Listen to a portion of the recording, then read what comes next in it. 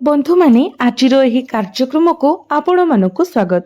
आजिर एही कार्यक्रमटी मकर राशि व्यक्ति विशेष मानक पई बहुत गुरुत्वपूर्ण अटे, बहुत ही खास अटे।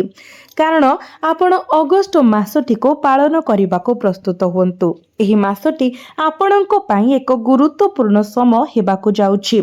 शनि बकरी चलन आरंभ करि सारिछंती एवं जेहेतु शनि आपणको राशि अधिपति तो से आपणको जीवन को किभଳି भाବରେ प्रभावित करिवे, से आपणको परीक्षा पकाइबे ना आपणको किछि सुजोग प्रदान करिवे। एहा व्यतीत अगस्त मासरे शुक्र मंगल बुध एवं सूर्यंकर मध्य राशि परिवर्तन हेबो। तो एहा आपणको ऊपर केउ भଳି प्रभाव पकाइबो, शुभ एवं चैलेंजिंग प्रभाव आनिबो।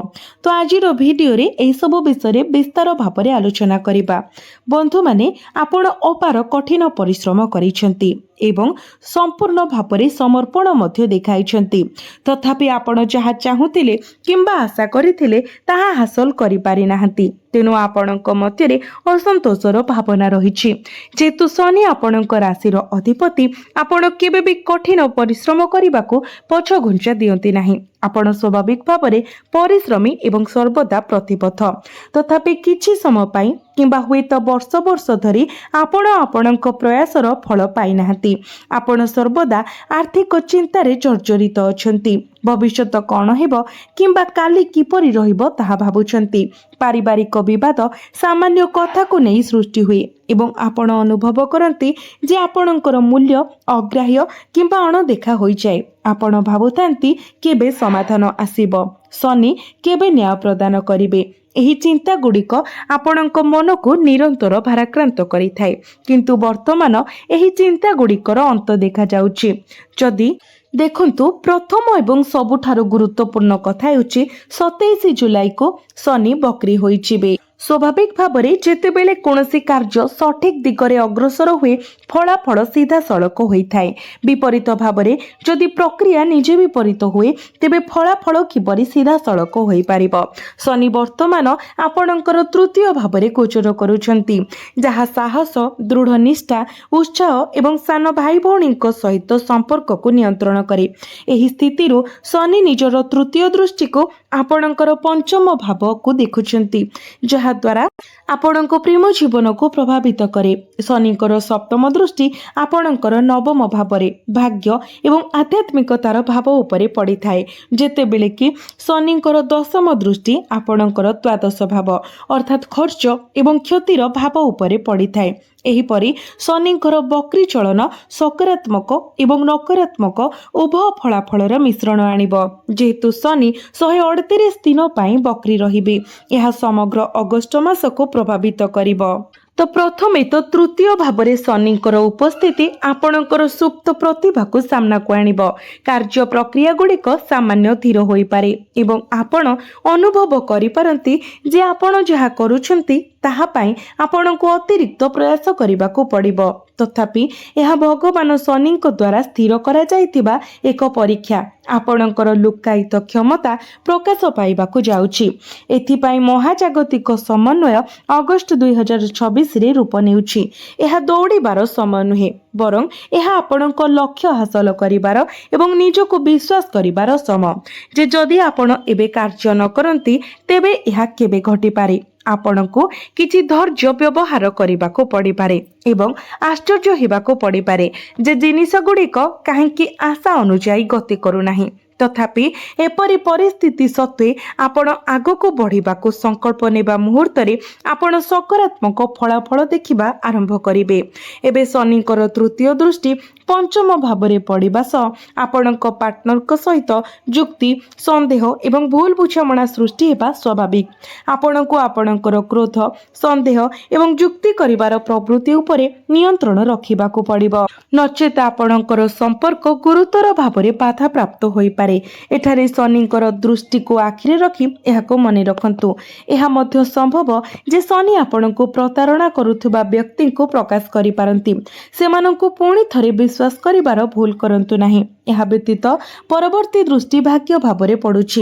ଏହା ସ୍ପଷ୍ଟ ଭାବରେ ସୂଚିତ କରେ ଯେ ଅଗଷ୍ଟ 2026 ଆପଣ କେବଳ ଭାଗ୍ୟ ଉପରେ ନିର୍ଭର କରିବା ଉଚିତ ନୁହେଁ। ଅନେକ ଲୋକ କୁହନ୍ତି, ଯଦି ଏହା ମୋ ଭାଗ୍ୟରେ ଅଛି ତେବେ ମୁଁ ତାହା ପାଇବି, ନଚେତ୍ ଏହା କିଛି ଗୁରୁତ୍ୱପୂର୍ଣ୍ଣ ନୁହେଁ। ତଥାପି ବର୍ତ୍ତମାନ ଭାଗ୍ୟ ଉପରେ ଛାଡ଼ିବା ଅପେକ୍ଷା ଆପଣଙ୍କର ଦାୟିତ୍ୱ ନେବା ଆବଶ୍ୟକ। ଆପଣଙ୍କୁ ନିଜର ଭାଗ୍ୟ ଗଠନ କରିବାକୁ ପଡ଼ିବ। ଆପଣ ଏହି ଦୁନିଆରେ ବିଭିନ୍ନ ଲୋକଙ୍କ ସହିତ ସାକ୍ଷାତ କରିବେ, ଯେଉଁମାନେ ଜୀବନରେ କିଛି ହାସଲ କରିନାହାନ୍ତି। କେବଳ ଦାବି କରନ୍ତି ଯେ ଏହା ତାଙ୍କ ଭାଗ୍ୟରେ ଲେଖାଯାଇ ନାହିଁ। ତଥାପି ବାସ୍ତବରେ ଯଦି ଜଣେ କଠିନ ପରିଶ୍ରମ କରନ୍ତି ତେବେ ସେମାନେ ସେମାନଙ୍କର ଭାଗ୍ୟ ପରିବର୍ତ୍ତନ କରିପାରିବେ। ଶନି ଚାହାନ୍ତି ଯେ ଆପଣ ଭାଗ୍ୟ ଉପରେ ନିର୍ଭର କରି ବସି ରୁହନ୍ତୁ, ବରଂ ଯାହା କରିବାକୁ ପଡ଼ିବ ତାହା ହାସଲ କରିବା ପାଇଁ ନିଜେ ପ୍ରୟାସ କରନ୍ତୁ। ଏହା ଉପରେ ବିଶେଷ ଧ୍ୟାନ ଦିଅନ୍ତୁ। ଏହା ସହିତ ଆପଣଙ୍କର ପିତାଙ୍କ ସହିତ କିମ୍ବା ଆପଣଙ୍କ ପିତାଙ୍କ ପରି ଜଣେ ପରାମର୍ଶଦାତା କିମ୍ବା ବ୍ୟକ୍ତିତ୍ୱଙ୍କ ସହିତ ବୈଚାରିକ ମତଭେଦ କିମ୍ବା ଯୁକ୍ତି ଠାରୁ ଦୂରେଇ ରୁହନ୍ତୁ। ଏପରି ପରିସ୍ଥିତିରେ ଆପଣଙ୍କୁ ଶାନ୍ତ ରହିବା ଆବଶ୍ୟକ। ଶେଷରେ ଦଶମ ଦୃଷ୍ଟି ଦ୍ୱାଦଶ ଭାବରେ ପଡୁଛି, ଯାହା ଫଳରେ ଅପ୍ରତ୍ୟାଶିତ ଖର୍ଚ୍ଚ ହୋଇପାରେ ଏବଂ ଏଡ଼ାଯାଇ ପାରୁଥିବା ଆର୍ଥିକ କ୍ଷତି ହୋଇପାରେ। ତେଣୁ ଆପଣଙ୍କ ଟଙ୍କାକୁ ସତର୍କତାର ସହ ପରିଚାଳନା କରନ୍ତୁ। ରୋଜଗାର କରିବାକୁ ବର୍ଷ ବର୍ଷ ଏବଂ ସଞ୍ଚୟ କରିବାକୁ ମଧ୍ୟ ବର୍ଷ ବର୍ଷ ଲାଗିଥାଏ, କିନ୍ତୁ ସେହି କଷ୍ଟ ଅର୍ଜିତ ଟଙ୍କା ଗୋଟିଏ ମୁହୂର୍ତ୍ତରେ ଉଭାନ ହୋଇଯାଇପାରେ। ନିଜକୁ ମନେ ରଖନ୍ତୁ ଯେ କେବଳ ଅନ୍ୟମାନଙ୍କୁ ପ୍ରଭାବିତ କରିବା କିମ୍ବା ଏକ ଶ୍ରେଷ୍ଠ ପ୍ରତିଛବି ପ୍ରଦାନ କରିବା ପାଇଁ ଅଯଥା ଭୋଗରେ ଟଙ୍କା ଖର୍ଚ୍ଚ କରିବା ଭଗବାନ ଶନିଙ୍କୁ ଅସନ୍ତୁଷ୍ଟ କରିପାରେ। ଏବେ ପ୍ରଶ୍ନ ଉଠେ ଗ୍ରହଗୁଡ଼ିକର ସ୍ଥିତି ପରିବର୍ତ୍ତନ ସହିତ। ଏବେ ଶୁକ୍ର, ମଙ୍ଗଳ, ବୁଧ ଏବଂ ସୂର୍ଯ୍ୟଙ୍କର ସ୍ଥିତି ପରିବର୍ତ୍ତନ ଦ୍ୱାରା ହୋଇଥିବା ପରିବର୍ତ୍ତନ ଗୁଡ଼ିକ ଉପରେ ନଜର ପକାଇବା। ତ ବନ୍ଧୁମାନେ, ଅଗଷ୍ଟ 1ରେ ଯାହାକି ମାସ ଆରମ୍ଭ ହେବା ମାତ୍ରେ ଶୁକ୍ର କନ୍ୟା ରାଶିରେ ପ୍ରବେଶ କରିବେ, ଯାହାକି ଆପଣଙ୍କର ନବମ ଭାବରେ ଅର୍ଥାତ୍ ଭାଗ୍ୟ ଏବଂ ଆଧ୍ୟାତ୍ମିକତାର ଭାବରେ। ଏହା ମନେ ରଖିବା ଗୁରୁତ୍ୱପୂର୍ଣ୍ଣ ଯେ ଶନିଙ୍କର ସପ୍ତମ ଦୃଷ୍ଟି ମଧ୍ୟ ଏଠାରେ ପଡୁଛି। ତଥାପି ଶୁକ୍ର ଆପଣଙ୍କୁ ଏକ ବିଳାସପୂର୍ଣ୍ଣ ଜିନିଷ କିଣିବାକୁ ପ୍ରେରଣା ଦେଇପାରନ୍ତି। ଉଦାହରଣ ସ୍ୱରୂପ, ଯଦି ଫ୍ରିଜ୍ କିମ୍ବା ଟିଭି ଭଳି ଏକ ଘରୋଇ ଉପକରଣ ଭାଙ୍ଗିଯାଏ ତେବେ ଏହାର ପ୍ରତିସ୍ଥାପନ ପାଇବାର ପ୍ରବଳ ସମ୍ଭାବନା ଅଛି। ତଥାପି ନିଜକୁ ଆର୍ଥିକ ଭାବରେ ଅତ୍ୟଧିକ କରନ୍ତୁ ନାହିଁ, ଯେହେତୁ ଖର୍ଚ୍ଚର ଭାବରେ ମଧ୍ୟ ଏକ ଦିଗ ଅଛି। ନିଶ୍ଚିତ କରନ୍ତୁ ଯେ ଖର୍ଚ୍ଚ ଯୁକ୍ତିଯୁକ୍ତ ସୀମା ମଧ୍ୟରେ ରହେ ଏବଂ ପ୍ରକୃତ ଆବଶ୍ୟକତା ଉପରେ ଆଧାରିତ।